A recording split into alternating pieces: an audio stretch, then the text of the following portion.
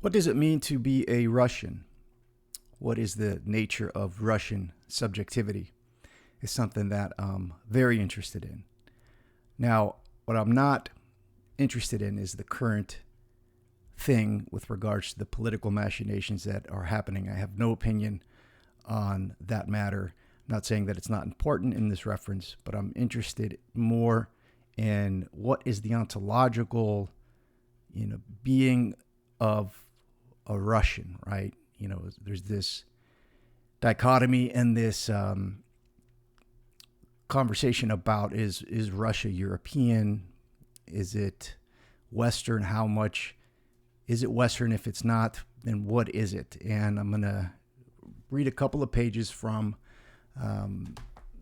Eschatological Optimism on the poor subject is entitled. So Russian is an enigma. And you'll see in its almost poetic prose, Daria Dugina reflects on the nature of Russian subjectivity by claiming there is no Russian subject, and that what Russian subjectivity entails is something that is before, around, above the subject-object dichotomy that is so prevalent in Western thinking.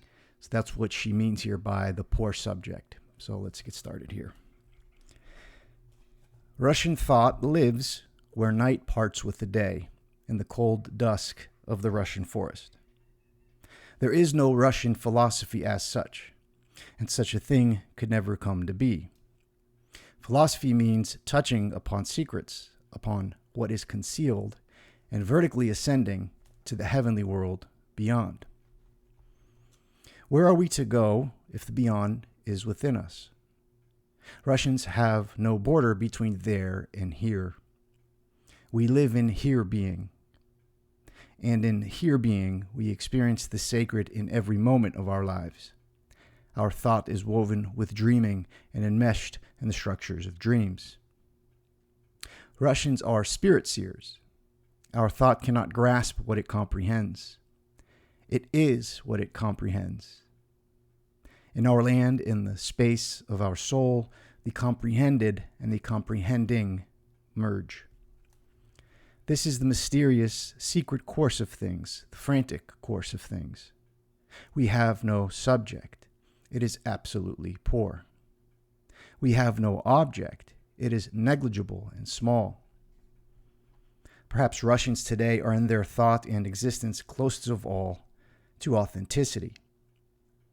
We do not comprehend this, we live it. It pierces the structure of the Russian soul. It cuts into our inner tissue, at times painfully. You can see the influence of Heidegger in this prose here. Continuing.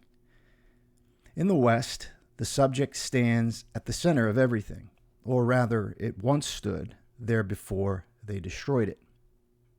First, the West was forsaken by God, and now it has been forsaken by the subject. But us, we have something else. We are hurt by the God-forsakenness of Europe. We are the witness of Europe's having been forsaken by God. We are God-bearers.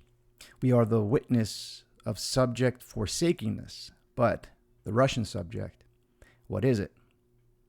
A poor subject. So big that it starts to seem too small and poor. This poverty is not poverty in the sense of lack or need, but rather a poverty that surpasses riches and emeralds. It is like the poverty of a monk.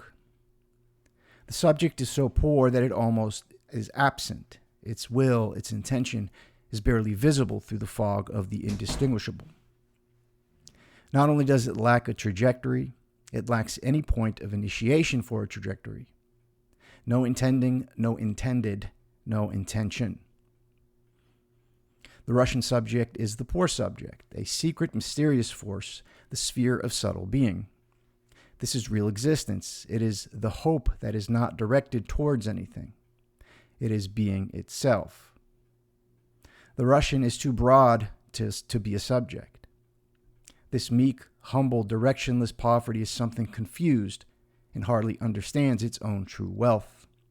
That which, without being known, is already at the center of being. at the center of absolute truth, at the center of the eternal light of the good, in the punishment of the soul, where words are too exhausted to express the infinity and greatness of God. Thanks for listening.